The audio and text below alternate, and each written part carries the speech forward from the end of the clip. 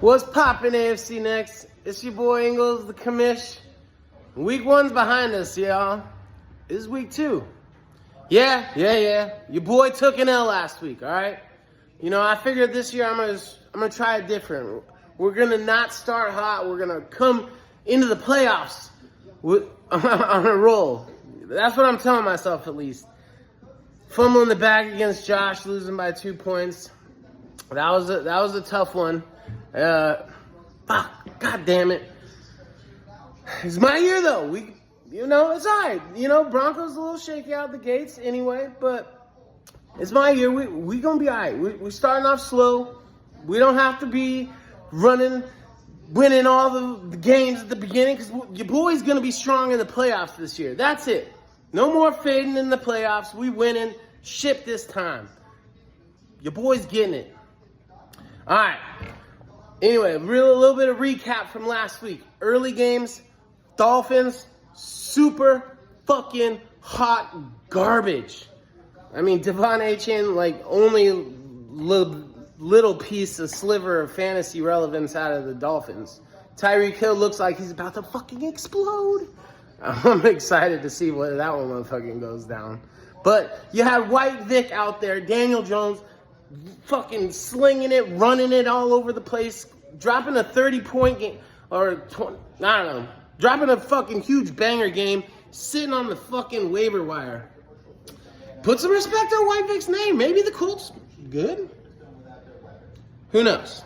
Anyway, then you got the Bengals, Browns, snooze fest. Gambos, you boys, they put up pretty good against fucking Jamar Chase, Joe Burrow, all the fucking fantasy hype behind those guys.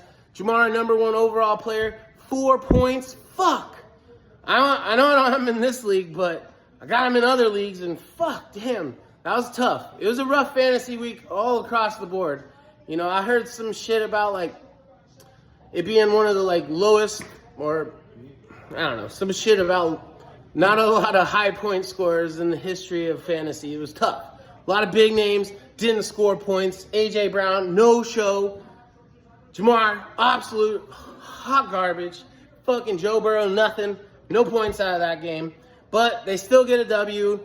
Flacco doing his thing, but throwing a couple picks, I'm interested to see how that one pans out. The Browns, it's a fucking dumpster fire you just can't turn away from.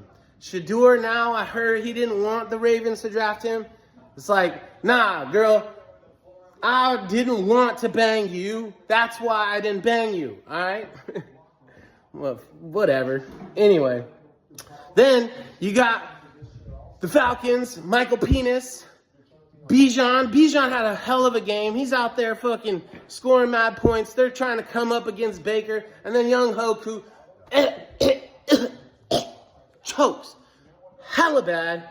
And they fucking Bucks escape with a victory. Baker doing his thing. Ibuka, though. The rookie, I heard this shit mic'd up. Mike Evans said this kid called game. He's like, throw me the rock, run them. I'm running the post, and we sending them home.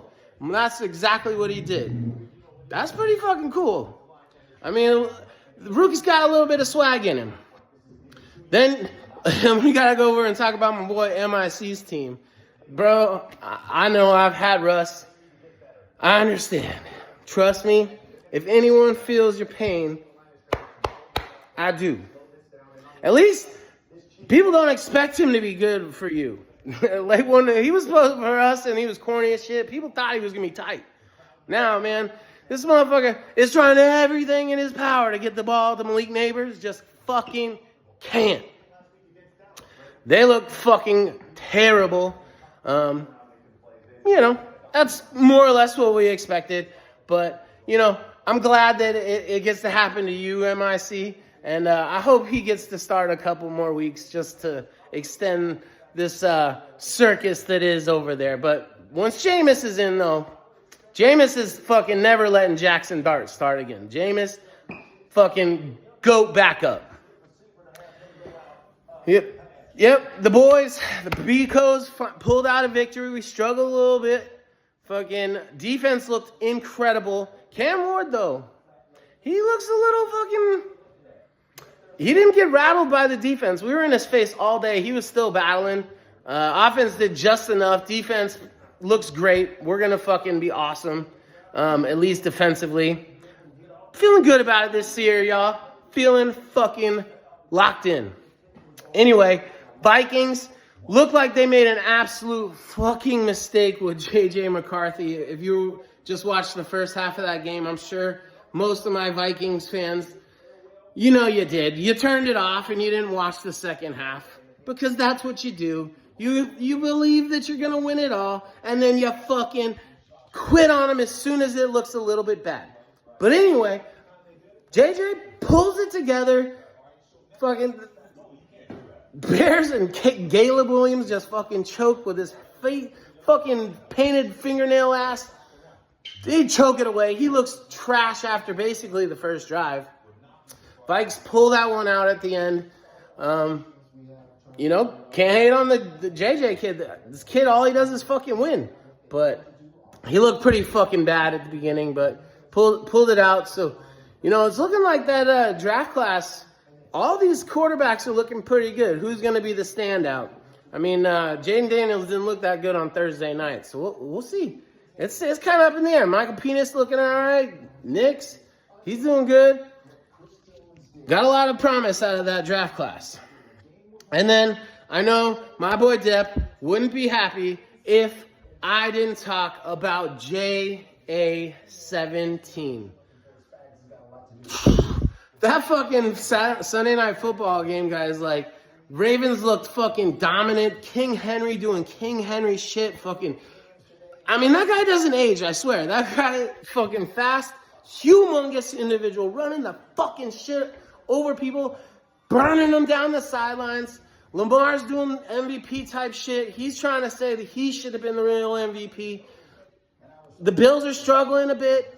And then fucking, who needs 4 minutes, dude? 4 minutes and JA17 puts the cape on one more time and wills the team back to a victory, 41-40, scoregami to end the fucking week. And it was a hell of a fucking night of football on Sunday night. Incredible, guys. Anyway, I'm juiced up. If you can't feel it, you should fucking feel it. I'm juiced. Football's here, and we got it. I just need to turn it into some fantasy dubs. Anyway, let's take a look at our matchups from last week. All right, guys, and here's the matchups from last week. Your boy, Buck Nasty versus JDiddy. Tight matchup. This one fucking came down to that Sunday Night Football game. It looked real good for me. James Cook gets a touchdown. Big run. Looking like your boy's going to pull it out. Josh Allen's struggling early, but puts that cape on. Drags J. Diddy to the victory. 2-point victory over your boy. Putting me with an L to start the season. J. Diddy starting up at the top. Gambos eking one out versus Yahoo's early favorite. Bitch Be Ballin' was the favorite to run through this league, win it, score the most points, and Gambos ekes one out, coming from that last pick in the draft to beat pick number 3 or whatever she was.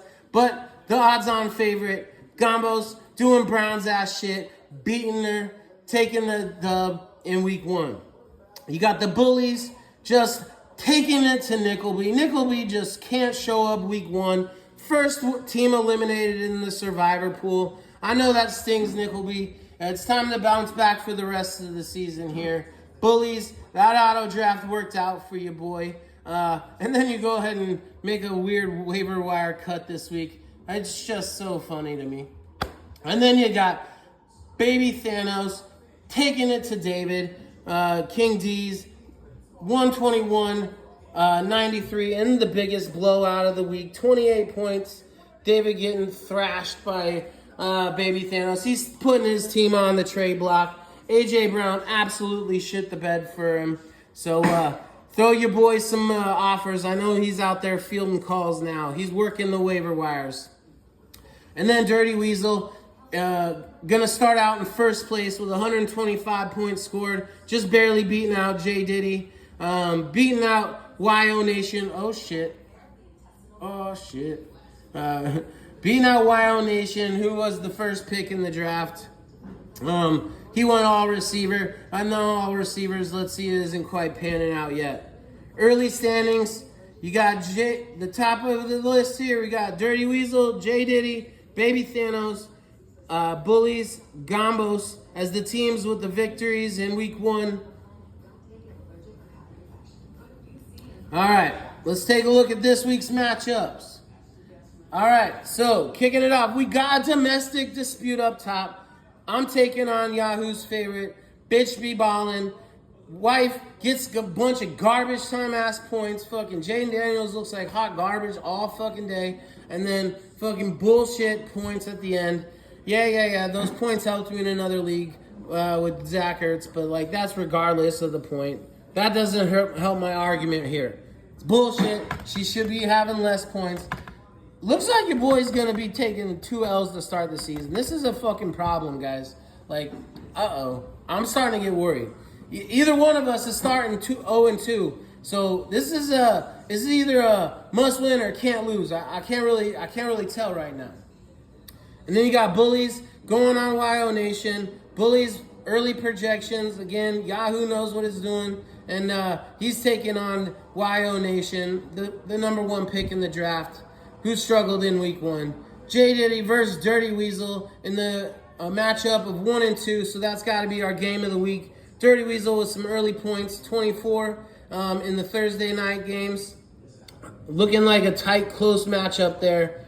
And then you got Baby Thanos, struggled a little bit on Thursday night, going up against Gambos. Gambos looking strong this year. He took that last pick and turned it into a powerhouse. And then Nickelby, after last week, getting fucking 91 points, starts off hot Thursday night. Packers doing well, so his team's going to do good. 30 points to start the week versus King D's this week. All right, my people. Get ready. Good luck to all y'all. Get y'all's lineup set. We got a big week of football. Biko's taking on fucking White Vic and the Colts. Hopefully we can corral that guy. He's too elusive. Hey, but he ain't never seen Benito. He ain't never seen PS2, Hufanga. We got guys all over the squad. Bo Nix about to bust out today. Yeah, I'm calling he's running a touchdown in today. Cortland, he's going to keep his season on point. Biko's getting his dub. Buck Nasty getting his dub. Taking down his wife. Watch out, Jess. Don't call the cops, y'all, because your boy, he's beating down on her.